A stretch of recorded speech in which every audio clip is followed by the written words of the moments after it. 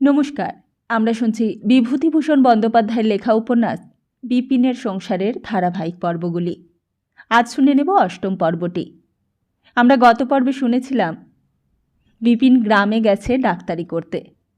হ্যাঁ, মানির দেয়া বই পড়ে সে ডাক্তার হয়েছে, হাতুড়ে ডাক্তার। আর এই হাতুড়ে ডাক্তারি করার জন্য সে প্রত্যন্ত গ্রামে গিয়ে বসবাস করছে। আসুন শুনে নিই আজকের পর্বটি। একদিন একজন লোক তাহাকে আসিয়া বলিল, ডাক্তারবাবু, আপনাকে একটু দয়া করে যাইতে হবে। রুগীর অবস্থা খুব সঙ্গীন। নরোত্তমপুরের যদু ডাক্তার এসেছেন। আপনার নাম শুনে বললেন আপনাকে ডাকতে, সলা পরামর্শ করবার জন্যে। বিপিন গতিক সুবিধা বুঝিল না। যদু ডাক্তারের নাম সে আগেও শুনিয়াছে। তাহারই মতো হাতুড়ে বটে, তবে অভিজ্ঞ ব্যক্তি। অনেকদিন ধরিয়া নাকি এই কাজ করিতেছে, আর সে একেবারে নতুন। যদি বিদ্যা ধরা পড়িয়া যায় তবে পশার একেবারে মাটি হইবে। বিপিন লোকটাকে তাড়াইবার উদ্দেশ্যে গম্ভীর মুখে কহিল, ওইসব কনসাল্ট করার ফি আলাদা, সে আপনি দিতে পারবেন? কত লাগবে বাবু? যদুবাবু যা বলে দেবেন তাই দেব।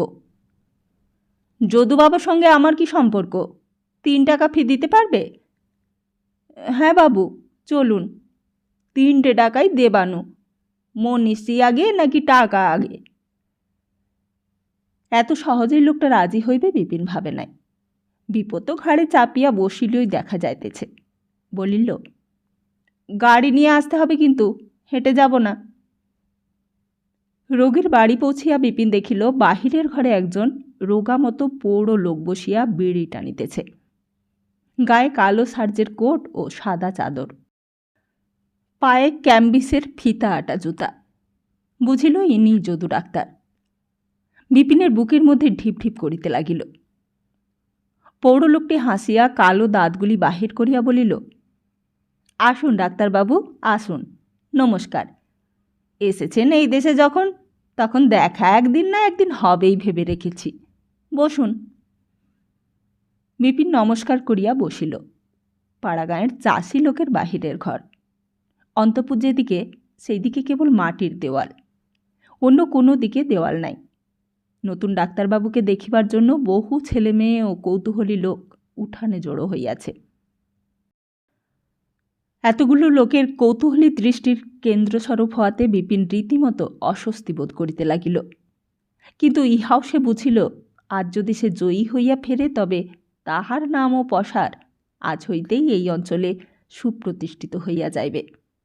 জিততেই হইবে তাহাকে, যে করিয়াই হোক। যদু ডাক্তার বলিল, আপনার পড়াশোনা কোথায়? বিপিন একটা জিনিস লক্ষ্য করিয়াছিল যদু ডাক্তার সম্পর্কে। লোকটা শিক্ষিত নয়। বিপিন মামলা মোকদ্দমা সম্পর্কে রানাঘাটে অনেক উকিল মুক্তারের সঙ্গে মিশিয়াছে। তাহাদের কথাবার্তার সুর ও ধরন অন্যরকম। সে চশমার ভেতর দিয়া যেন সম্মুখের নারিকেল গাছের মাথার দিকে চাহিয়া আছে, এমনভাবে চশমা শুদ্ধ নাকের ডগাটি খুব উঁচু করিয়া বেপরোয়াভাবে বলিল, ক্যাম্বেল মেডিকেল স্কুল। ও, কোন বছর পাশ করেছেন? আজ 3 বছর হলো। তা এইদিকে কতদূর পড়াশুনো করেছিলেন? লোকটা নিতান্তই গেঁয়ো বটে। ভালো লেখাপড়া জানা লোক এইসব কথা প্রথম পরিচয়ের সময় জিজ্ঞাসা করে না। মানিদের বাড়ি সে এতকাল বৃথায় কাটায় নাই। সে খুব চালের সহিত বলিল, আইএসসি পাশ করে ক্যাম্বেল স্কুলে ঢুকি। যদু ডাক্তার যেন বেশ একটু ঘাবড়াইয়া গেল। বলিল, তা বেশ বেশ। বিপিন মানির প্রদত্ত ডাক্তারি বইগুলো পড়িয়া এইটুকু বুঝিয়াছিল যে রোগ নির্ণয় জিনিসটা বড় সহজ নয়, এবং ইহা লইয়া ডাক্তারে ডাক্তারে মতভেদ ঘটিলে সাধারণ লোকের পক্ষে ইহা বোঝা শক্ত যে কোন ডাক্তারের মত অভ্রান্ত। সে বলিল, এই বাড়ির পেশেন্টের রোগটা কি? রেমিডেন্ট ফিভার, সঙ্গে রক্ত আমাশা আছে। আপনি একবার দেখুন। বিপিন ও যদু ডাক্তার বাড়ির মধ্যে গেল। রোগীর বয়স 19-20 বেশি নয়। চেহারা রোগের পূর্বে ভালো ছিল, বর্তমানে জীর্ণ শীর্ণ হইয়া পড়িয়াছে। বিপিনকে যদু ডাক্তার বলিল, আপনি আগে দেখুন। বিপিন অনেকক্ষণ ধরিয়া নাড়ি টিপিয়া বুকে পিঠে নল বসাইয়া পিঠ বাজাইয়া বুক বাজাইয়া দেখিয়া বলিল, একটু নিমোনিয়ার ভাব রয়েছে।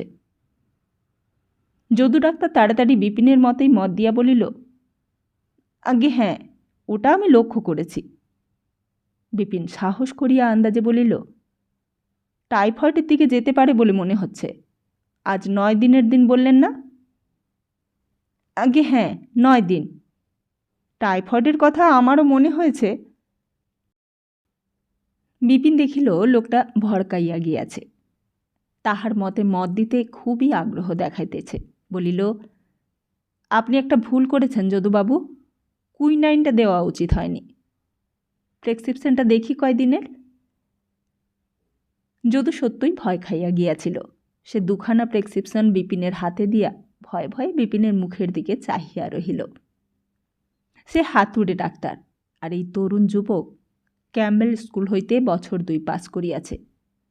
আধুনিক ধরনের কত রকমের চিকিৎসা প্রণালীর সহিত পরিচিত। কি ভুলই না জানি বাহির করিয়া বসে।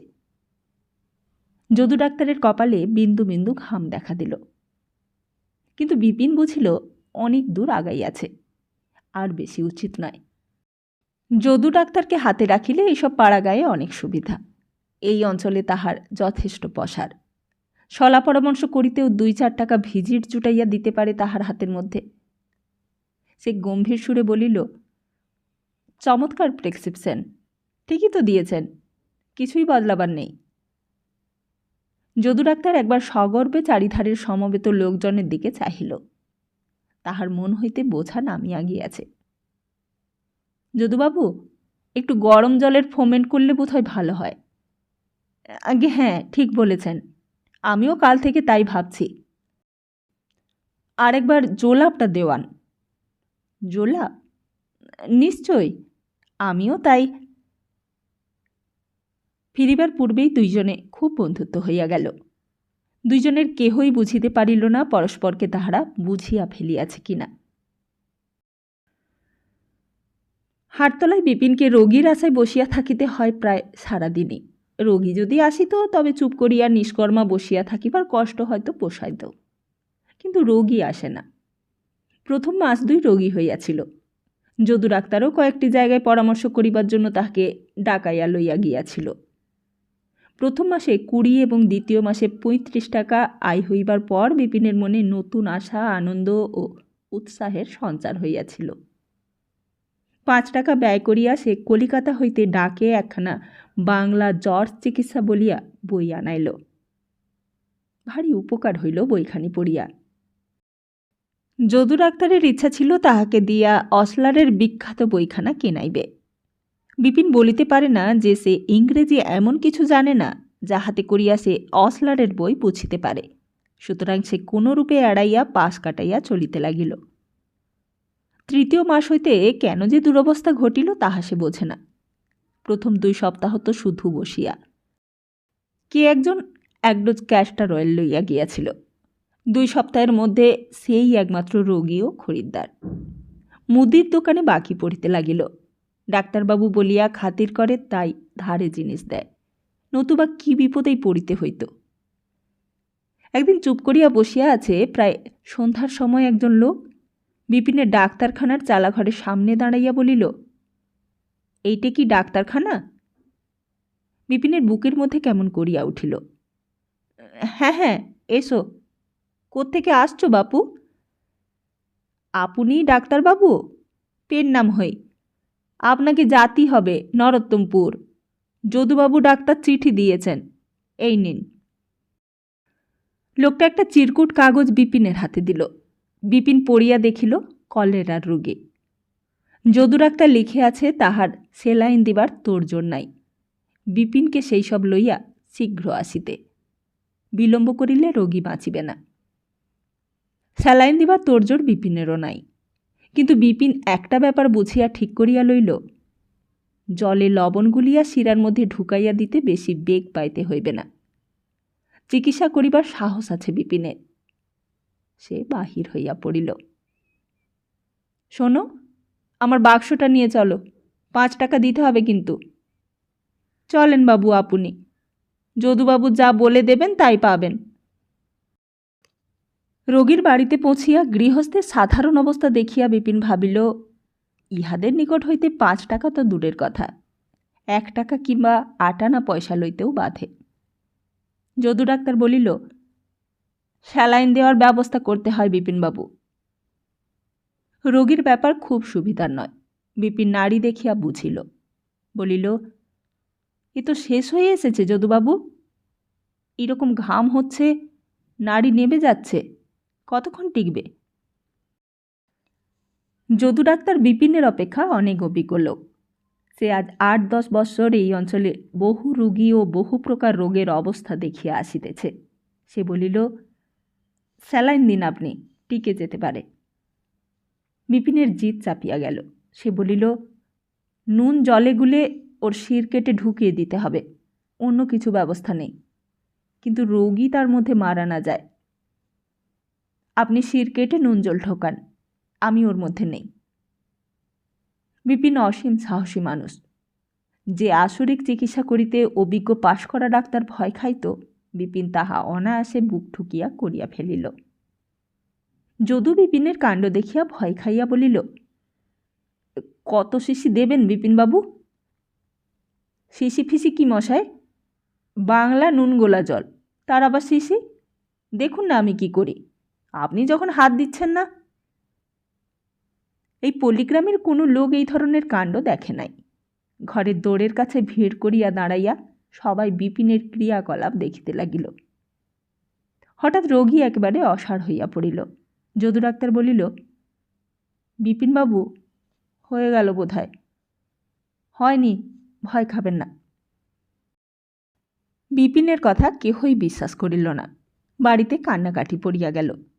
বিপিন হৃদযন্ত্রের ক্রিয়া সতেজ রাখিবার জন্য একটা ইঞ্জেকশন করিল। যদু ডাক্তারের বারণ শুনিল না। যদু বলিল, আপনি যা হয় করুন বিপিনবাবু, আমায় যেন এরপর আর কেউ দোষ না দেয় তা বলে রাখছি।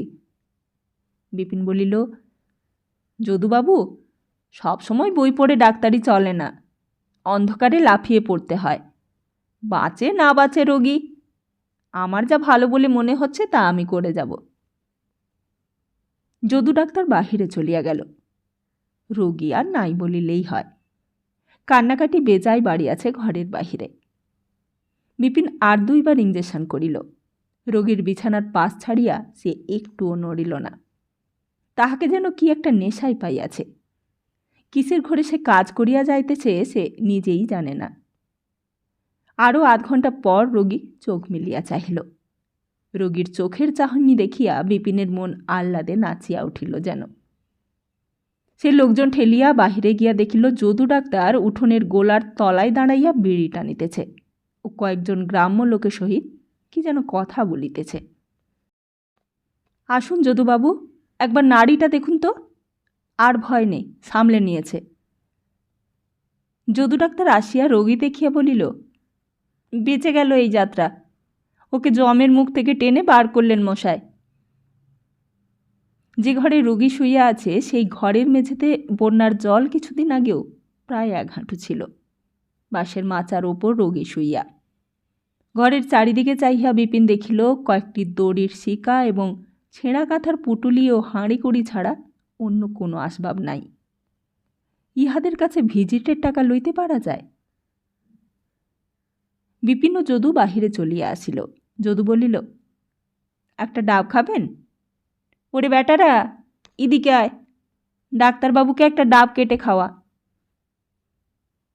গ্রামশুদ্ধ লোক ঝুঁকিয়া পড়িয়া বিপিনের চিকিৎসা দেখিয়াছিল। সকলে বলাবলি করিতে লাগিল, এত বড় ডাক্তার বা এমন চিকিৎসা তারা জ্ঞানে কখনো দেখে নাই।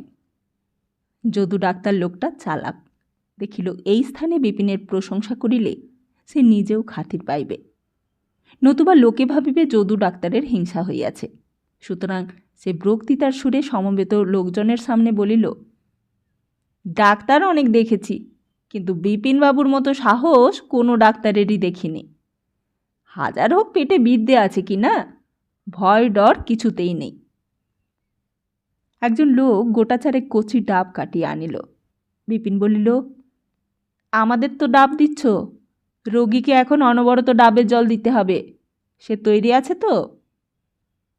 খান বাবু, আপনাদের শ্রীচরণ আশীর্বাদে 10টা নারকেলের গাছ বাড়িতে।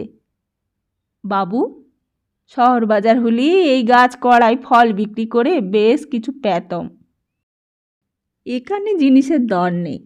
কাপাসডাঙ্গার হাটে ডাব একটা 1 পয়সা, তাও খদ্দের নেই। ফিরিবার সময় বিপিন ভিজিট লইতে চাহিল না। যদু ডাক্তার অনেক করিয়া বুঝাইল, পাড়াগায় সবই এইরকম অবস্থার মানুষ, তাহা হইলে চলিবে কি করিয়া যদি ইহাদের নিকট ভিজিট না লওয়া যায়। বিপিন বলিল, তা হোক যদুবাবু, আমি ডাক্তারি করছি শুধুই কি নিজের জন্য? অপরের দিকটাও দেখি একটু। আচ্ছা যাই, আজ হাটবার, ডাক্তারখানা খুলে গিয়ে ওখানে লোক এসে ফিরে যাবে। বিপিন ভিজিট লইবে কি? মানির কথা এই সময় অনবরত মনে পড়িতেছে। মানি তাহাকে এই পথে নামাইয়াছে। যদি সে কোনো গরিব রোগীর প্রাণদান দিয়া থাকে, তবে তাহার বাপ মায়ের আশীর্বাদ মানির উপর গিয়া পড়ুক, মানির লাভ হোক।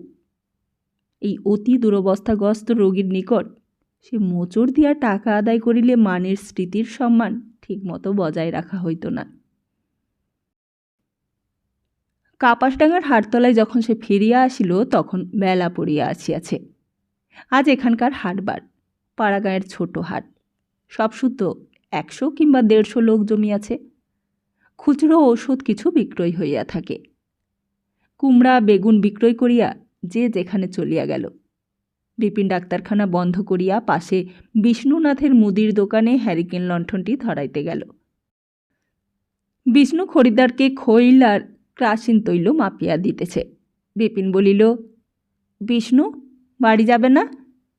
বিষ্ণু বলিল, আমার এখনও অনেক দেরি ডাক্তারবাবু, এখন তবিল মেলাবো, কালকে তাগাদার ফর্দ তৈরি করব, আপনি যান।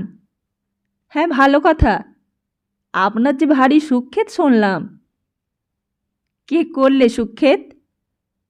ওই সবাই বলা বলি করছিল, আজ কোথায় রুগী দেখে এলেন, তাকে নাকি শির কেটে নুন গলা জল ঢুকিয়ে কলেরার রুগী একেবারে বাঁচিয়ে চাঙ্গা করে দিয়ে এসেছেন, এই সব কথা বলছিল। সবারই মুখে ওই এক কথা। যাহারা প্রশংসা চিরকাল পাইয়া আসিতেছে, তাহারা জানে না জীবনে কত লোক আদৌ কখনো ওই জিনিসটার আস্বাদই পায় নাই। বিপিনকে ভালো বলিয়াছিল কেবল একজন, আর সে গেল অন্য ধরনের ব্যাপার। কাজ করিয়া অনাদিবাবুর সুখ্যাতি সে কোনো দিনই অর্জন করিতে পারে নাই। এই প্রথম লোকে অযাচিতভাবে তাহার কাজকে ভালো বলিতেছে, তাহার ব্যক্তিত্বকে সম্মান দিতেছে। মানুষের জীবনে এ অতি মূল্যবান ঘটনা। বিষ্ণু আরও বলিল, ডাক্তারবাবু, আপনি নাকি ওরা গরিব বলে 1 পয়সা নেননি। সবাই বলছিল কি দয়া শরীর, মানুষ না দেবতা, গরিব বলে শুধু একটা ডাব খেয়ে চলে এলেন বাবু। হ্যারিকেন লণ্ঠনটা জ্বালাইয়া 2 ধারের ঘন বনের ভিতরকার সঁড়ি পথ বাইহিয়া বিপিন প্রায় 1.5 মাইল দূর রামনিধি দত্তের বাড়ি ফিরিল। দত্তমহাশয় চণ্ডীমণ্ডপে বসিয়া বিষয় সংক্রান্ত কাগজপত্র দেখিতেছিলেন। তক্তপোশের ওপর মাদুর বিছানো, সামনে কাঠের বাক্স আর তাহারই উপরে লণ্ঠন। বললেন, আসুন ডাক্তারবাবু, আজ বাড়িতে আমার জামাই মেয়ে এসেছে অনেক দিন পরে, আজ একটু খাওয়া দাওয়া আছে, তা আপনাকে আর হাত পুড়িয়ে রাঁধতে হবে না। 2খানা লুচি না হয় অমনি গরিবের বাড়ি। বিলক্ষণ, সে কি কথা, তা হবে এখন। এইসব কি বলছেন? জামাইবাবু কই? বাড়ির মধ্যে গিয়েছেন, এতক্ষণ বাঁওড়ের ধারে বেড়াচ্ছিলেন, চা খেতে ডাক দিলে তাই গেলেন। ওরে কেষ্ট, ডাক্তারবাবুকে চা দিয়ে যা, সন্ধে আহ্নিক সেরে ফেলুন হাত পা ধুয়ে। ইহারা কখনোই চা খায় না, আর জামাই আসিয়াছে তাই চা খাওয়ার ও দেওয়ার ব্যস্ততা। বিপিনের হাসি পাইল। একটু পরে দত্তমশায়ের জামাই বাহিরে আসিল। বিপিনের সমবয়সী হইবে, দেখিতে শুনিতে খুব ভালো নয়, মুখে বসন্তের দাগ। দত্তমহাশয়ের কথায় সে বিপিনের পায়ের ধুলা লইয়া প্রণাম করিয়া তক্তপোশের একপাশে বসিল। বিপিন বলিল, জামাইবাবু কোথায় থাকেন? আগে কুলে বয়রা, সেখানে তামাকের ব্যবসা করি। তাই এখানে কদিন থাকবেন তো? থাকলে তো চলে না, এখন তাগাদা পত্তরের সময়, নিজে না দেখলে কাজ হয় না। পরশু যাব ভাবছি। জামাইয়ের সঙ্গে অনেক কথাবার্তা হইল। আজ এই বেলা রান্নার হাঙ্গামা নাই বলিয়াই বিপিন নিশ্চিন্ত মনে গল্প করিবার অবকাশ পাইয়াছে। দত্ত মহাশয়ের সঙ্গে অন্যদিন যে গল্প হয় তাহা বিপিনের তেমন ভালো লাগে না। দত্ত মহাশয় শুধু রামায়ণ মহাভারতের কথাই বলেন। আজ সমবয়সী একজন লোককে পাইয়া অনেক দিন পর সেই গল্প করিয়া বাঁচিল। তামাক খাইবার উপায় নাই। দত্ত মহাশয় বসিয়া আছেন। অনেকক্ষণ পর বোধ হয় তাহার খেয়াল হইল তিনি উপস্থিত থাকাতে ইহাদের ধূমপানের অসুবিধা হইতেছে। বলিলেন, তাহলে বসুন ডাক্তারবাবু, আমি দেখি খাওয়া দাওয়ার কদ্দূর হলো, এদিকে আবার রাতও হয়েছে। কিছুক্ষণ পর বাড়ির ভেতর হইতে আহারের ডাক পড়িল। পাশাপাশি খাইবার আসন পাকা হইয়াছে দত্ত মহাশয় ও জামাইয়ের। বিপিন ব্রাহ্মণ, সুতরাং তাহার আসন একটু দূরে পৃথকভাবে পাতা। একটি 24-25 বছরের তরুণী লুচি লইয়া ঘরে ঢুকিয়া সলজ্জভাবে বিপিনের দিকে চাহিল। দত্ত মহাশয় বলিলেন, এটি আমার মেয়ে শান্তি, ডাক্তারবাবুকে প্রণাম করো মা। তরুণী লুচির ছুপড়ি নামাইয়া রাখিয়া বিপিনের পায়ের ধুলা লইয়া প্রণাম করিল। তারপর সকলের পাতে লুচি দিয়া চলিয়া গেল। বিপিনের হঠাৎ মনে পড়িয়া গেল আরেক দিনের কথা, মানিদের বাড়ি। সেও এই রকম জামাই আসিয়াছিল। রান্নাঘরে এই রকমই জামাইবাবু, অনাদিবাবু ও সে খাইতে বসিয়াছিল। সেই দিন আড়ালে ছিল মানি। আজ 1.5 বৎসর আগেকার কথা। আর কি তাহার সঙ্গে দেখা হইবে? সম্ভব নয়। দেখা সাক্ষাতের সূত্র ছিঁড়িয়া গিয়াছে, আর সেই সম্ভাবনা নাই। ভাবিতেই বিপিনের বুকের ভেতরটা মোচড় দিয়া উঠিল। লুচির ঢেলা গলায় আটকাইয়া গেল, কান্না ঠেলিয়া আসিল। মন হু হু করিয়া উঠিল। ইহারা কে? ওই যে শ্যামা মেয়েটি 0.5 ঘণ্টা দিয়া পরিবেশন করিতেছে, কে ও? বিপিন ইহাদের চেনে না। অতি সুপরিচিত পরিবেশের মধ্যে ইহারা সবাই অপরিচিত। কোনো দিক দিয়াই বিপিনের সঙ্গে ইহাদের কোনো যোগাযোগ নাই। শান্তি আসিয়া পায়েসের বাটি প্রত্যেকের পাতের কাছে রাখিয়া সেই ঘরের মধ্যেই দাঁড়াইয়া রহিল। দত্তমহাশয় বিপিনের ডাক্তারের প্রশংসা করিতেছিলেন। শান্তি কেমনে যেন তাহাই শুনিতেছিল। বিপিন একবার মুখ তুলিয়া চাহিতে শান্তির সঙ্গে চোখাচোখি হইয়া গেল। শান্তি তাহারই দিকে চাহিয়াছিল নাকি এতক্ষণ? বিপিনের কেমন যেন অস্বস্তি বোধ করিতে লাগিল। দত্তমহাশয় তাহার মেয়েকে অনুযোগ করিতে লাগিলেন। তিনি লুচি খাইতে ভালোবাসেন না, তবে কেন তাহাকে লুচি দেওয়া হইয়াছে? দত্তমহাশয়ের আহারাদের বিশেষত্ব আছে। পূর্বে অবস্থা ভালো থাকার দরুনই হোক কিংবা যে জন্যই হোক, তাহার খাওয়া দাওয়া একটু শৌখিন ধরনের। তাহার জমিতে সাধারণত মোটা নাগড়া ধান হয়, কিন্তু সেই ধানের চাল তিনি খাইতে পারেন না বলিয়া সেই ধানের বদলে উৎকৃষ্ট সরু চামরমণি ধান সংগ্রহ করিয়া আনেন সনাতনপুরের বিশ্বাসদের গোলাবাড়ি হইতে। 12 মাস তিনি এই চামরমণি ধানের চাল ছাড়া খান না। বাড়ির আর কেহ নয়, শুধু তিনি। অন্য সকলের জন্য ক্ষেতের মোটা চালের ব্যবস্থা। তবে অতিথি সজ্জন আসিলে অবশ্য অন্য কথা। বড় বগি থালায় চূড়ার আকারে ভাত বাড়িয়া চূড়ার মাথায় ক্ষুদ্র কাঁসার বাড়িতে গাওয়া ঘি দিতে হইবে। ঢাকনিওয়ালা ঝকঝকে কাঁসার গ্লাসে তাহাকে জল দিতে হইবে। খুব বড় কাঁঠাল কাঠের সেকেলে পিঁড়ি পাতিয়া থালায় সুগোছালো করিয়া ভাত সাজাইয়া না দিলে তাহার খাওয়াই হয় না। অনেকদিন পর মেয়ে আসিয়াছে। দত্তমহাশয়ও একটু বেশি সেবা পাইতেছেন। পুত্রবধূরা শ্বশুরের সেবা যথেষ্ট করিলেও বিপদনিক দত্তমহাশয়ে তাহা মনে ধরে না। মেয়ে কেন ভাত সাজাইয়া না দিয়া লুচি খাওয়াইতেছে, ইহাই হইল দত্তমহাশয়ের অনুযোগের কারণ। খাওয়ার পর বিপিন বাহিরে যাইতে দালানের পাশে জানালার দিকে চাহিল। মানি দাঁড়াইয়া আছে, কেহই নাই। রোজ তাহার খাওয়ার পরে বাহিরে যাইবার পথে এইরূপ জানালার ধারে সে দাঁড়াইয়া থাকিত। কি ছাইবর্ষ সে ভাবিতেছে, এটা কি মানিদের বাড়ি যে মানি দাঁড়াইয়া থাকিবে জানালায়? বাহিরে সে একাই আসিয়া তামাক খাইতে বসিল। বেশ অন্ধকার রাত্রি, উঠানের নারিকেল গাছের মাথায় জট পাকানো অন্ধকার, কিন্তু ক্রমশই স্বচ্ছ তরল হইয়া উঠিতেছে। পূর্ব দিগন্তে চাঁদ উঠিবার সময় হইল বোধহয়। গোলার পাশে হাসনুহানার ঝাড় হইতে অতি উগ্র সুগন্ধ ভাসিয়া আসিতেছে। এমন রাত্রে ঘুম হয়? শুধুই বসিয়া ভাবিতে ইচ্ছা করে, আর কি কখনো তাহার সঙ্গে দেখা হইবে না? আর যে ডাক্তার হিসেবে তাহার এত খাতির যত্ন, লোকমুখে এত সুখ্যাতি, এসব কাহার দৌলতে? যে তাহাকে এই পথ দেখাইয়া গিয়াছিল সে আজ কোথায়? আজ বিশেষ করিয়া ইহাদের বাড়ির এই জামাই আসার ব্যাপারে মানিদের বাড়ির 3 বৎসর পূর্বের সেই ঘটনা তাহার বিশেষ করিয়া মনে পড়িয়াছে। এমন একদিনেই মানির সঙ্গে তাহার আলাপ হয়, আবার নতুন করিয়া, বাল্যের দিনগুলির অনেক অনেক দিন পর। মানির জন্য এত মন কেমন করে কেন? বিপিন কত রাত্রি পর্যন্ত জাগিয়া বসিয়া রহিল। সে আরও বড় হইবে, ভালো করিয়া ডাক্তারি শিখিবে।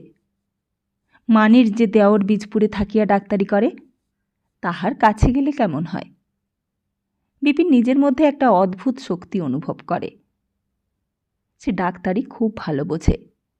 এ কাজে তাহার ঈশ্বরদত্ত স্বাভাবিক ক্ষমতা আছে, কিন্তু আরও ভালো করিয়া শেখা চায় জিনিসটা।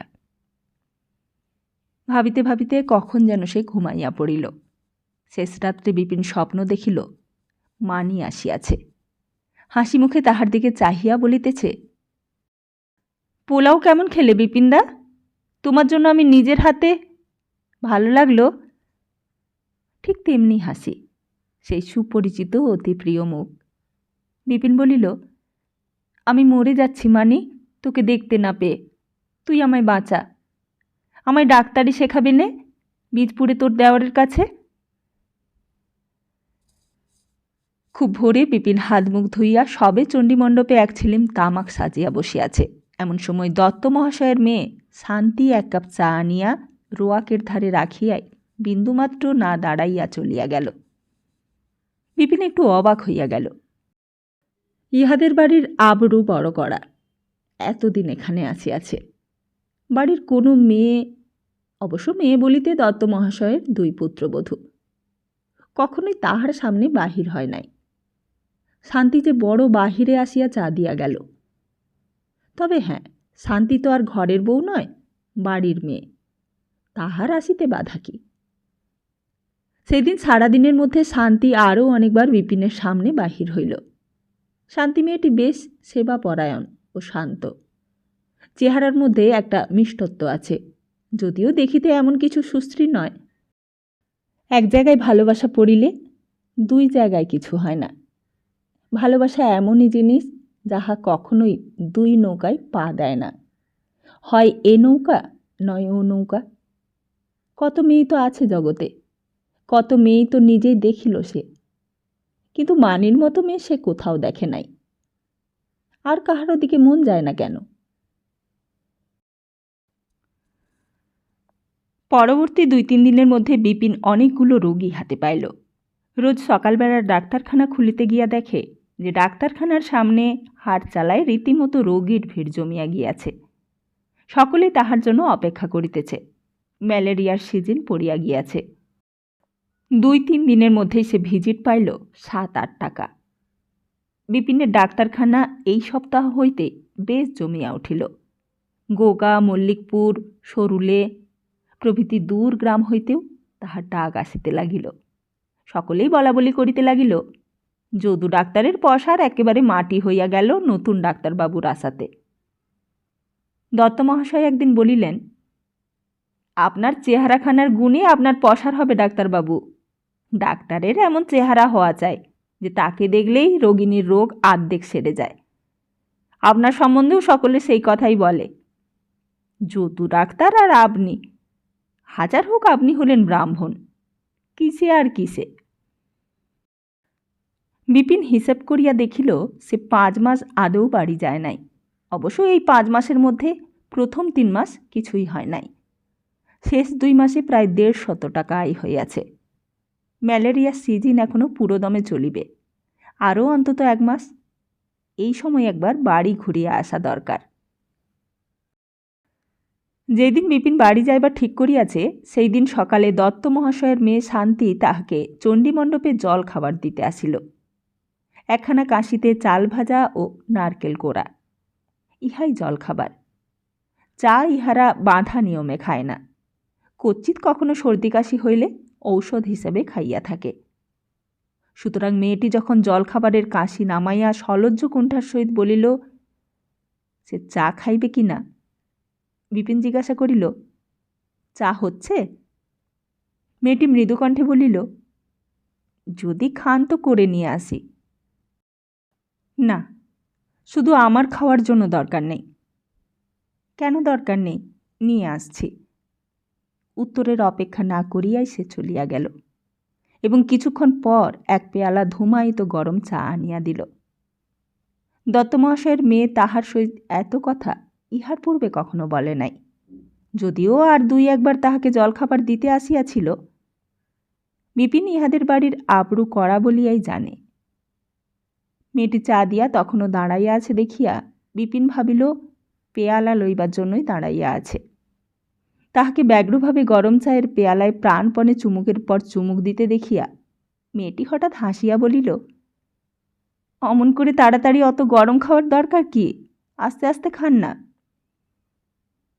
বিপিন কথা বলিবার জন্যই বলিল, তুমি আর কতদিন আছো? এ মাসটা আছি। ও, আপনি নাকি আজ বাড়ি যাবেন? হ্যাঁ। কদিন থাকবেন? দিন 15 হবে। মেয়েটি হঠাৎ বলিয়া ফেলিল, অতদিন? পরক্ষণেই যেন কথাটা তাহার সুরটা ঢাকিয়া ফেলিবার জন্য বলিল, রুগীপত্তরও তো আছে আবার এদিকে। যদু ডাক্তার দেখবে আমার রুগী, একটা মোটে আছে। বাড়িতে কে কে আছেন? মা আছেন, আমার একটি বোন আর আমার স্ত্রী, ছেলে মেয়ে। আপনার এখানে থাকতে খুব কষ্ট হয় না? না, কিসের কষ্ট, বেশ আছি। তোমার বাবা যথেষ্টই স্নেহ করেন, বড় ভালো লোক। তবে আমাদের এখানেই থাকুন। আছি তো, কোথায় আর যাব? ধরো, যদি আমাদের গায়ে বাস করেন, আমি বাবাকে বলে আপনাকে জমি দেয়াবো, আসবেন? বিপিন বিস্মিত হইল। এ মেয়েটি তাহার সম্মুখে এতদিন ভালো করিয়া কথাই কয় নাই, আজ এত কথাই তাহাকে পাইয়া বসিল কোথা হইতে। বলিল, তা কি করে হয়, পৈতৃক বাড়ি রয়েছে সেখানে, কিন্তু ডাক্তারি তো এখানেই করতে হবে। সে তো বটেই। আপনি আজ বাড়ি যাবেন কখন? খেয়ে দে দুপুরে যাব। আমি চলে যাবার আগে আসবেন কিন্তু। ঠিক আসব, নিশ্চয়ই আসব। মেয়েটি চায়ের পেয়ালা ও কাঁসি লইয়া চলিয়া গেল। বিপিন ভাবিল, কেমন চমৎকার মেয়েটি, মনে বেশ মায়া আছে। তা হবে না কেন? কীরকম বাপের মেয়ে। দত্তমশাইও তো চমৎকার মানুষ। চা খাইয়া ডিসপেন্সারিতে গিয়াই বিপিন যদু ডাক্তারের কাছে একখানি পত্র দিয়া একজন লোক পাঠাইয়া দিল তাহার হাতের রোগীটি দেখবার জন্য, যতদিন না সে ফেরে। তাহার পর দোর বন্ধ করিয়া বাহির হইবে এমন সময় দরজার এক পাশে মেঝের ওপর একখানা খামের চিঠি পড়িয়া আছে দেখিয়া সেখানা তুলিয়া লইল। ইতিমধ্যে কখন পিয়ন আসিয়া চিঠিখানা বোধহয় দরজার ফাঁক দিয়া ফেলিয়া দিয়া গিয়াছে। খামখানার ওপরকার হস্তাক্ষর দেখিয়া তাহার বুকের রক্ত যেন দুলিয়া উঠিল। এ লেখা মানির হাতের লেখার মতো বলিয়া মনে হয় যেন। বাড়ির ঠিকানা ছিল, গ্রামের পোস্টমাস্টার সেই ঠিকানা কাটিয়া এইখানে পাঠাইয়াছে। এ নিশ্চয় মানের চিঠি নয়, সে অসম্ভব ব্যাপার। চিঠি খুলিয়া প্রথম 2-4 ছত্র পড়িয়াও সে কিছুই বুঝিতে পারিল না। নিজের নামটা একবার পড়িয়া লইতে গিয়া তাহার মাথা ঘুরিয়া গেল। এই মানিরই চিঠি। মানি লিখিয়াছে, শ্রীচরণ কমলেশু, বিপিনদা, কতদিন তোমার সঙ্গে দেখা হয়নি। কাল শেষ রাত্রে তোমাকে স্বপ্ন দেখেছি, যেন আমাদের বাড়ির মাঝের ঘরের জানালার ধারে দাঁড়িয়ে তুমি আমার সঙ্গে কথা বলছো। মনটা ভারী খারাপ হয়ে গেল, তাই চিঠি লিখছি তোমার বাড়ির ঠিকানায়। পাবে কি না জানি নে। বিপিনদা, কতদিন সারা রাত জেগেছি তোমার কথা ভেবে। সর্বদাই ভাবি একটা কি যেন হারিয়েছি, আর কখনো পাবো না। যদি পলাশপুরের চাকুরি না ছাড়তে, তবে হয়তো দেখা হওয়ার সম্ভাবনা থাকতো। আমি শ্বশুরবাড়ি এসে বাবার চিঠিতে জানলাম তুমি আর আমাদের ওখানে নেই। আমার কথা তুমি রাখলে না। আমি বলেছিলাম আমাকে না জানিয়ে চাকুরি ছেড়ে দিও না। কেনই বা রাখবে?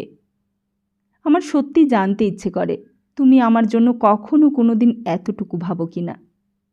হয়তো বা ভুলেই গিয়েছ এতদিনে। হয়তো আমার এই চিঠি পাবেই না।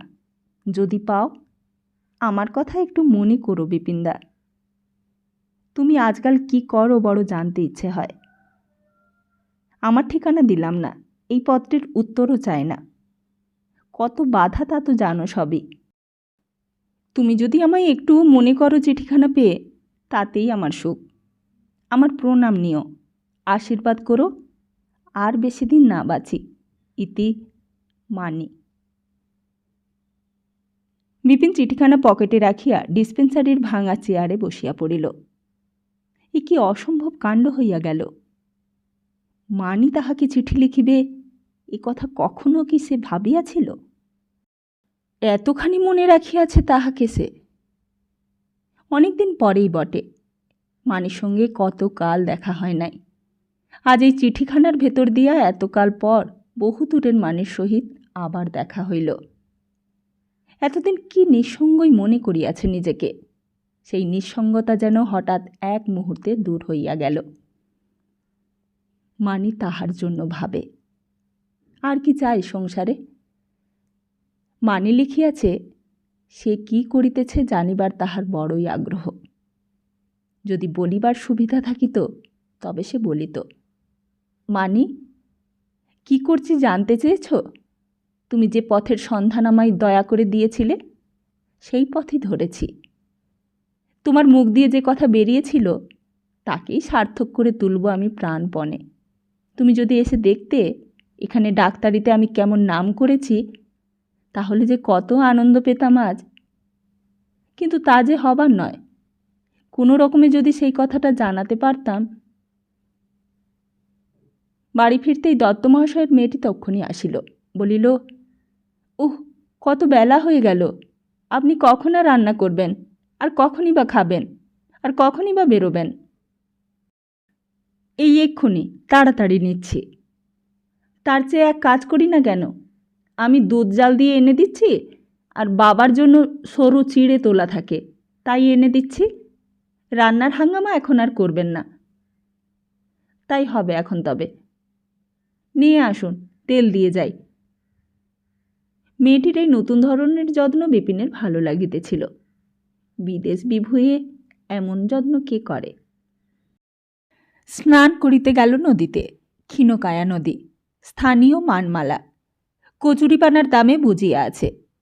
ওই পারে বাঁশবন আর ফাঁকা মাঠ, এই পারে নদীর ঘাটে যাইবার সুড়িপথের দুই ধারে কেলে কোড়া ও শ্যামলালতার ঝোপ। শ্যামলালতায় এই সময় ফুল ফোটে, ভারী সুগন্ধ বাতাসে। ওই পারে বাঁশবনে কুকু পাখি ডাকিতেছে। ধোপাখালি কাছারি থাকিতে একজন প্রজা একজোড়া কুকু পাখি তাহাকে দিয়া গিয়াছিল, বেশ সুস্বাদু মাংস। মালা নদীর যতখানি কচুরিপানায় বুঝিয়া গিয়াছে, ততখানি জুড়িয়া সবুজ দামের ওপর নীলাভ বেগুনি রঙের ফুল ফুটিয়াছে বড় বড় নাটায়। যত দূর দেখা যায় তত দূর ফুল। কি চমৎকার দেখাইতেছে! আজ যেন সবই সুন্দর লাগিতেছে চোখে। যে মানির সঙ্গে জীবনে আর দেখা হইবে না, তারই হাতের লেখা চিঠিখানা। কি অপূর্ব আনন্দ আর সান্ত্বনা বহন করিয়াই আনিয়াছে সেইখানা আজ। সুপ্রভাত, কি অপূর্ব সুপ্রভাত! দত্ত মহাশয়ের মেয়ে একবার বাহিরের উঠানে আসিয়া বলিল, জায়গা করি। করো, আমি যাচ্ছি। মেয়েটি যত্ন করিয়া আসন পাতিয়া জায়গা করিয়াছে। শুধু একখানা আসন দেখিয়া বিপিন বলিল, দত্তমশাই খাবেন না? বাবা বাড়ি নেই, ওই পাড়ায় বেরোলেন। আর তাছাড়া এখনও রান্না হয়নি, শুধু আপনার চিড়ে দুধের ফলার, তাই আপনাকে খাইয়ে দিই। এতটা পথ আবার যাবেন। সে একটি বড় কাশিতে ভেজানো চিড়ে লইয়া আসিল, বলিল, আপনি নাইতে গেলেন দেখে আমি চিড়েতে দুধ দিয়েছি। সরু ধানের চিড়ে, বেশি ভিজলে একেবারে ভাতের মতো হয়ে যায়। দাঁড়ান, কলা নিয়ে আসি। বিপিন খাইতে আরম্ভ করিলে বলিল, তেঁতুলের ছড়া আচার খাবেন? বেশ লাগবে চিড়ের ফলারে। বলিয়াই উত্তরের অপেক্ষা না করিয়া সে চলিয়া গেল। আসিতে কিছু বিলম্ব হইতে লাগিল দেখিয়া বিপিন ভাবিল, বোধহয় আচার ফুরাইয়া গিয়াছে। মেয়েটি জানিত না, লজ্জায় পড়িয়া গিয়াছে বেচারি। কিন্তু প্রায় 10 মিনিট পর সে একটা ছোট্ট পাথরের বাটিতে 2-3 রকমের আচার আনিয়া সামনে রাখিয়া সলজ্জ কৈফয়তে সুরে বলিল, আচারের হাঁড়ি যে সে কাপড়ে তো ছোবার জো নেই, তাই দেরি হয়ে গেল। এই যে করমচার আচার, এ আমি 8 বছর করে রেখে গিয়েছিলাম। বাবা খেতে বড় ভালোবাসেন। দেখুন তো চেখে, ভালো আছে? বাহ, বেশ আছে। তুমি আচার করতে জানো বড় চমৎকার দেখছি। মেয়েটি লাজুক হাসি হাসিয়া বলিল, এমন আর কি করতে জানি, মা থাকতে শিখিয়েছিলেন। শ্বশুরবাড়িতে আমার শাশুড়িও অনেক রকম আচার করতে জানেন, ইঁচড়ের আচার পর্যন্ত। আর কি কি আচার জানো? আমের জানি, নেবুর জানি, লঙ্কার জানি। লঙ্কার আচার বড় চমৎকার হয়, একবার খেয়েছিলাম। আর 2টো চিড়ে নেবেন? পাগল, পেট ভরে গিয়েছে। দুধ জাল দেয়া হয়েছে একেবারে ঘন ক্ষীর করে। খাওয়া শেষ করিয়া বিপিন বাহিরে আসিল। ভাবিল, মেয়েটি বেশ, এমন দয়া শরীরে, এমন মমতা, যেন নিজের বোনটির মতো বসে বসে খাওয়ালে। মানির কথা মনে পড়িল। মানি ও এই মেয়েটি যেন এক ছাঁচে ঢালাই। তবে প্রভেদও আছে। মানি মনে প্রেম জায়গায়, আর এই জায়গায় স্নেহ ও শ্রদ্ধা। কিছুক্ষণ পর মেয়েটি একটা ন্যাকড়ায় জড়ানো গোটা কতক পান আনিয়া বিপিনের হাতে দিয়া বলিল, পান কয়টা নিয়ে যান, রোদ্দুরে জল তেষ্টা পাবে, পথের জল খাবেন না কোথাও। কবে ফিরবেন? বিপিন উঠানেই দাঁড়াইয়াছিল, বলিল, আজ আর বাড়ি যাব না ভাবছি। মেয়েটি অবাক হইয়া বলিল, যাবেন না? না, তাই বেলা দেখছিলাম এখানে দাঁড়িয়ে। এত দেরিতে বেরোলে পথেই রাত হবে। তবে যাবেন না আজ? মিছিমিছি চিড়ে খেলেন কেন? কষ্ট পাবেন সারাদিন। ফাঁকি দিয়ে চিড়ের ফলার করে নিলাম। রোজ তো অদৃষ্টে এমন ফলার জোটে না। মেয়েটি সলজ্জ হাসিয়া বলিল, তা কেন? ভালোবাসেন চিড়ের ফলার? কালই আবার খাবেন। বিপিনের ভারী ভালো লাগিল মেয়েটির এই কথাটা। এই অল্পক্ষণের মধ্যেই মেয়েটি তার সরল মন ও কথাবার্তার গুণে বিপিনকে আকৃষ্ট করিয়া ফেলিয়াছে। মেয়েটি বাড়ির মধ্যে চলিয়া গেলেও বিপিনের মনে হইতে লাগিল, আবার যদি সে আসে তবে বেশ ভালো হয়। বিপিনের এই ধরনের মনের ভাব অনেক দিন হয় নাই। কিন্তু বহুক্ষণ সে আসিল না। না আসুক, বিপিন আর জালে জড়াইবে না। কেহই শেষ পর্যন্ত টেকে না। কেবল নাড়া দিয়া যায়, এই মাত্র। কষ্টও দিয়া যায় খুব। মানি যেমন গিয়াছে, এও তেমনি চলিয়া যাইবে। দরকার কি এইসব আলেয়ার পেছনে ছুটিয়া? মানি আলেয়াই বটে, কিন্তু তার আলো তাহার মতো পথভ্রান্ত প্রতীককে পথ দেখাইয়াছে। খুবই কষ্ট হয় মানির জন্য, কিন্তু সেই কষ্টের মধ্যে কি ব্যথা ভরা অপূর্ব আনন্দ আসে তাহার মুখখানি আর তাহার সেই সপ্রেম দৃষ্টি মনে করিলে। সর্বদা তাহাকে দেখিতে পাইলে এই মনের ভাব থাকিত না, এ কথা এখন সে বোঝে। দত্তমহাশয় দিবানিদ্রা হইতে উঠিয়া বাহিরে আসিয়া বসিলেন।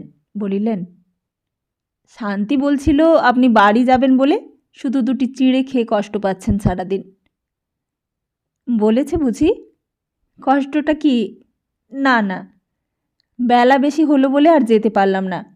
আপনার মেয়ে বড় যত্ন করেছে ও বেলা, বড় ভালো মেয়েটি। যত্ন আর কি করবে, আপনারা ব্রাহ্মণ, আমরা আপনাদের সেবা যত্ন করব সে তো আমাদের ভাগ্যি, সে আর এমন বেশি কি কথা। দত্তমহাশয় সেই কেলে ধরনের গোঁড়া হিন্দু, ব্রাহ্মণের ওপর তাহার অসাধারণ ভক্তি, কাজেই কথাটা তিনি অন্যভাবে লইলেন। কিছুক্ষণ বসিয়া জমি জমা সংক্রান্ত গল্প করিবার পর বলিলেন, এখানে কিছু ধানের জমি করে দিই আপনাকে, জমি সস্তা এখানে, বছরে ভাতের ভাবনা দূর হবে। ডাক্তারির ব্যাপার হচ্ছে যেখানে পসার সেখানেই বাস। দত্তমহাশয় উঠিয়া চলিয়া গেলেন বাড়ির মধ্যে। কিছুক্ষণ পর দত্তমহাশয়ের মেয়ে আসিয়া বলিল, বাবা বললেন আপনি কিছু খেয়ে যান। এখন কি খাবো? পরোটা ভেজেছি, খান কতক। আপনি আর বাবা খাবেন, ভাত খাননি ও বেলা, খিদে পেয়েছে। বিপিন স্বাস্থ্যবান যুবক, সত্যই তাহার ক্ষুধা পাইয়াছিল। এইসব ধরনের মেয়ে মানুষে মনের কথা জানিতে পারে। মানিকে দিয়া সে দেখিয়াছে। অগত্যায় সে বাড়ির ভেতর উঠিয়া গেল। মেয়েটি ওই বেলার মতো যত্ন করিয়া খাওয়াইল, কিন্তু খুব বেশি কথা বলিল না, বোধহয় দত্ত মহাশয় আছেন বলিয়া। দত্ত মহাশয় বলিলেন, আপনার ওই বেলা খাওয়া হয়নি বলে আমি ঘুম থেকে উঠেই দেখি আমার মেয়ে ময়দা মাখতে বসেছে। আমি তো বিকেলে কিছু খাইনি। বললাম, কি হবে রে ময়দা এখন? তাই বললে, ডাক্তারবাবু ওই বেলা ভাত খাননি, ওনার জন্য খান কতক পরোটা ভাজব। আমি তো তাতেই জানলাম। ইতিমধ্যে গ্লাসে করিয়া একবার জল দিতে দত্তমহাশয়ের মেয়ে কাছে আসিল। তাহার দিকে একবার ভালো করিয়া চাহিয়া দেখিয়া বিপিনের মন শ্রদ্ধায় ও স্নেহে পরিপূর্ণ হইয়া গেল। মেয়েটি দেখিতে ভালোই, মুখশ্রীও বেশ। এই নিঃসঙ্গ প্রবাস জীবনে এমন একটি স্নেহপরায়ণা নারীর সান্নিধ্য পাওয়া সত্যই ভাগ্যের কথা। বৈকালে সে নদীর ধার হইতে বেড়াইয়া আসিয়া চণ্ডীমণ্ডপে বসিয়াছে। মেয়েটি আসিয়া বলিল, চা খাবেন? বারবার তাহাকে খাটাইতে বিপিনের কুণ্ঠা হইল। সে বলিল, না থাক, একটা পান বরং। পান তো আনবই, চাও আনি। আপনি লজ্জা করেন কেন? চা তো আপনি খান, বললেই তৈরি করে দিই। মিনিট 20 পরে বিপিন চা খাইতে খাইতে মেয়েটির সঙ্গে কথাবার্তা বলিতেছিল। অত্যন্ত ইচ্ছা হইতে লাগিল ইহার কাছে মানির কথা বলিবার জন্য। এর মন সহানুভূতিতে ভরা, এ তাহার মনের কষ্ট বুঝিবে, বলিয়াও সুখ। ইচ্ছা হইল বলে, শোনো শান্তি, তোমার মতো একটি মেয়ের সঙ্গে আমার খুব আলাপ, সে আমাকে খুব ভালোবাসে, তোমার মতোই করুণাময়ী মমতাময়ী সে। আজ তোমার সেবা যত্ন দেখে তার কথা কত যে মনে হচ্ছে জানো শান্তি? শান্তি বলিবে, বলুন না তার কথা, বড় শুনতে ইচ্ছে হচ্ছে। তারপর চোখে আগ্রহ ভরা দৃষ্টি লইয়া শান্তি তাহার সামনে বসিয়া পড়িবে, আর সে মানির সহিত তাহার বাল্যের পরিচয়ের কাহিনী হইতে আরম্ভ করিয়া তাহার শেষ সাক্ষাতের দিন পর্যন্ত সব কথা বলিয়া যাইবে। বৈকাল উত্তীর্ণ হইয়া সন্ধ্যা নাবিবে, সন্ধ্যা উত্তীর্ণ হইয়া নাবিবে জ্যোৎস্না রাত্রি। বাঁশবনের মাথার জ্যোৎস্না আলোকিত আকাশে 2-10টা নক্ষত্র উঠিবে। গাছপালা হইতে টপটপ করিয়া শিশির ঝরিয়া পড়িবে। গ্রাম নিশুতি নিস্তব্ধ হইয়া যাইবে। ডোবার ধারের জগডুমুর গাছের খোড়ালে রোজকার মতো লক্ষ্মী পেঁচাটা ডাকিবে। তখনও শান্তি গালে হাত দিয়া তন্ময় হইয়া এই অপূর্ব কাহিনী শুনিয়া যাইতেছে। মাঝে মাঝে আর্দ্র চক্ষু আঁচল দিয়া মুছিতেছে, আর সে অনবরত বলিয়াই চলিয়াছে। তবুও হয়তো বলা শেষ হইবে না, হয়তোবা বলিতে বলিতে পূবে ফর্সা হইয়া যাইবে। কাক কোকিল ডাকিয়া উঠিবে। ভোরের কুয়াশার মালার ধারে আমের শিমুলের বাগান অস্পষ্ট দেখাইবে, অথচ শান্তি উঠিবে না, শেষ পর্যন্ত ঠায় বসিয়া শুনিবে। এই কথা বলা যায় কার কাছে? যে মন দিয়া শোনে, যে ভালোবাসে, সহানুভূতি দেখায়, যার মনে স্নেহ আছে, দয়া আছে, মায়া আছে, সেই বুঝিবে। অন্যে কি বুঝিবে? তেমনই মেয়ে এই শান্তি। কোন দূর নক্ষত্রের দেবলোক হইতে শান্তির মতো মেয়েরা, মানির মতো মেয়েরা পৃথিবীতে জন্ম নেয়। চা খাওয়া হইলে শান্তি পান আনিল। বিপিন বলিল, তুমি এখানে আর কতদিন থাকবে শান্তি? এই মাসটা আছি। তুমি চলে গেলে আমার বড় খারাপ লাগবে। কথাটা বলিয়া ফেলিয়াই কিন্তু বিপিনের মনে হইল মেয়েটিকে এরূপ বলা উচিত হয় নাই। এসব ধরনের কথা বলা হয় যখন পুরুষ নারী মনের মুকুলিত প্রেমকে ফুটাইতে চায়। বিবাহিতা মেয়ে, কাল শ্বশুর বাড়ি চলিয়া যাইবে। প্রেম জাগিলে মেয়েটিই কষ্ট পাইবে। বিপিন আর ওই পথে পা দিবে না। মেয়েটি বোধহয় সহজভাবেই কথাটা গ্রহণ করিল, নতুবা তাহার চোখে লজ্জা ঘনাইয়া আসিত। মানিকে দিয়া বিপিন ইহা অনেকবার দেখিয়াছে। সে সরলভাবে বলিল, কেন? বিপিন ততক্ষণে সামলাইয়া লইয়াছে, হাসিয়া বলিল, দুধ চিড়ের ফলার ঘন ঘন জোগাড় হবে না। বলিয়াই যেন পূর্ব কথাটা পেটুক লোকের খাদ্যোক্তি ছাড়া আর কিছুই নহে প্রমাণ করিবার জন্য সে নিজেই হো হো করিয়া হাসিয়া উঠিল। অনেক সময় প্রেম আসে করুণা ও সহানুভূতির ছদ্মবেশে। দত্ত মহাশয়ের মেয়ে সরলা পল্লীবালা। লোককে খাওয়াইয়া মাখাইয়া সে হয়তো খুশি। একটা লোক কোনো একটা বিশেষ জিনিস খাইতে ভালোবাসে, অথচ সে চলিয়া গেলে লোকটা তাহার প্রিয় সুখাদ্য হইতে বঞ্চিত হইবে, ইহা তাহার মনে সত্যকার করুণা জাগাইল। সে মনে মনে ভাবিল, আহা, ডাক্তারবাবু সরু ধানের চিড়ে খেতে এত ভালোবাসেন, আমি চলে গেলে কে দেবে? উনি যে মুখ চোরা, কাউকে বলতেও পারবেন না। মুখে বলিল, আমার শ্বশুরবাড়িতে কনকশালার ধানের চিড়ে হয়, খুব ভালো সরু চিড়ে, আর কি সুগন্ধ! চিড়ে ভেজালে গন্ধ ভুরভুর করে। আমাদের বাড়ির চেয়েও ভালো, আমি গিয়ে আপনার জন্য পাঠিয়ে দেব। বিপিন ভাবিল, তা দেবে তা জানি, তোমাদের আমি চিনি। সন্ধ্যা হইয়া আসিল দেখিয়া শান্তি দ্রুত পদে সন্ধ্যা প্রদীপ দিতে গেল।